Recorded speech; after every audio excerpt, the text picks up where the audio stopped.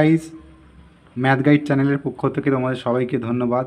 চ্যানেলটা অতি অবশ্যই সাবস্ক্রাইব করে দিও, যাতে আগামী দিনে বিভিন্ন রকম গণিতের অনেক টিপস এবং শিক্ষণীয় বিষয় তোমরা পাও। তার জন্য চ্যানেলটা সাবস্ক্রাইব করে দিয়ে রাখো, যাতে তোমরা মিস না করো।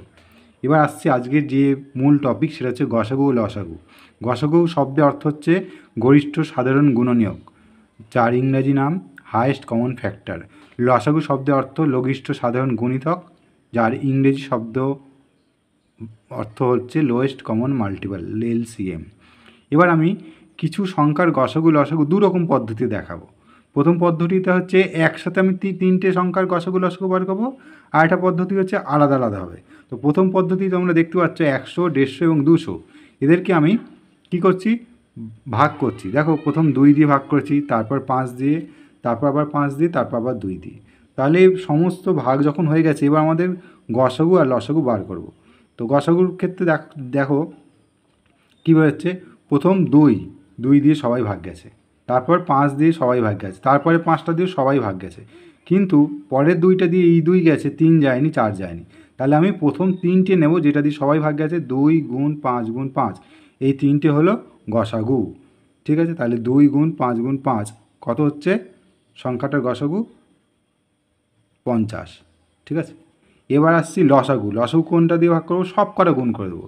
2 গুণ 5 গুণ 5 গুণ 2 গুণ 1 গুণ 3 গুণ 2, আসে কত? 600। তাহলে এই পদ্ধতিটার মাধ্যমে তোমরা কি শিখলে? একসাথে 3টেকে করলাম, তাহলে 3টে সংখ্যার গসাগু লসাগু বেরিয়ে গেল। যেইটা দিয়ে 3টেই ভাগ গেছে সেটা গসাগুতে থাকবে, আর যেটা সবাই রয়েছে সেটা হবে লসাগু। এরপরে দ্বিতীয় পদ্ধতি আমি তোমাদের সামনে নিয়ে আসছি, সেটা হচ্ছে আলাদা আলাদা পদ্ধতিতে করবো। আলাদা আলাদা পদ্ধতিটা কি? এবার দেখো, দ্বিতীয় পদ্ধতি হচ্ছে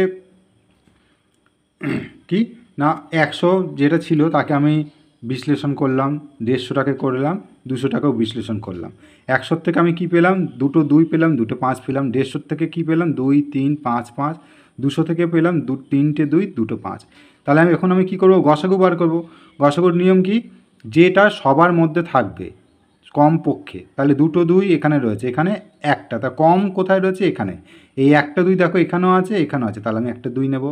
5 এখানে কটা রয়েছে? 2টো, এখানে 2টো, এখানে 2টো, তাহলে 2টো 5 নেব।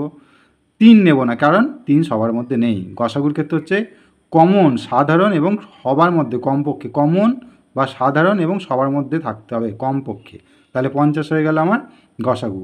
লসাগু কত? লসাগু কীভাবে বার করবো? যেটা সবার মধ্যে থাকবে এবং হায়েস্ট।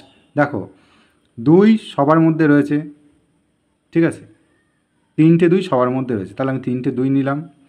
5 2টো করে সবার মধ্যে রয়েছে, নেব। 3 নেব কি নেব না? 3 নেব, কারণ সবার মধ্যে না থাকলেও লসাগুর ক্ষেত্রে নেওয়া যায়।